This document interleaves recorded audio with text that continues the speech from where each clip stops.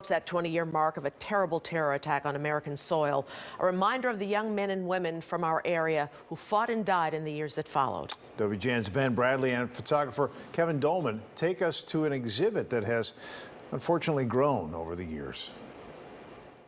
I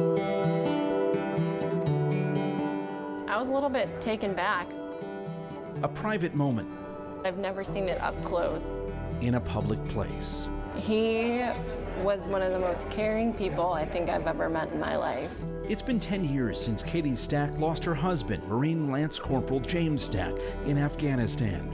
Today, at the Arlington Heights Library she often visited as a kid, the Portrait of a Soldier exhibit opens, reopening a flood of memories. I mean, if this doesn't give you a sentiment into our relationship, for the 6 weeks that he was deployed while in Afghanistan, he wrote me 16 letters in those 6 weeks. We're real happy it's here in his hometown. Paul and Joy Severson came face to face with this drawing of their son Paul, a Hersey High School grad killed in 2004 in Iraq. It moves you every time you see it. His is one of more than 300 images on this mobile and moving memorial. There's been displays all over the state, and we've been to several of them, from the state capitol to Rockford to downtown Chicago. He taught swimming to kids. I remember talking to his mom at the funeral.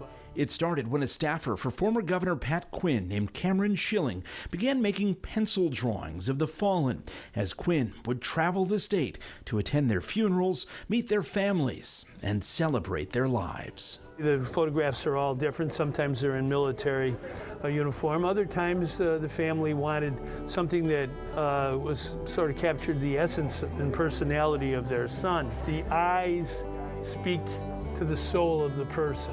It's a legacy that outlasted Quinn's political career, but has grown into an everlasting way to honor the fallen. I went to their funerals, I met their families, and as time went on, we decided to make it a memorial, a way for all people in Illinois to see firsthand the men and women of our state who answered the call to duty and volunteered to go and defend democracy. This is a very moving, powerful exhibit, and each of these drawings really showcases a life that has been given for our country and for our freedom. He would always come home, pick her up, and immediately just love on her and kiss her. For Katie Stack, whose daughter was just 1 at the time, the exhibit is a reminder that time passes, but love does not fade.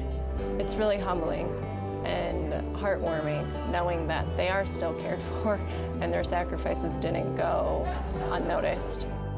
Ben Bradley, WGN News. And stay with WGN as we mark 20 years since the September 11th attacks. Over the next few days, we will bring you a series of live reports from New York, Washington, D.C.,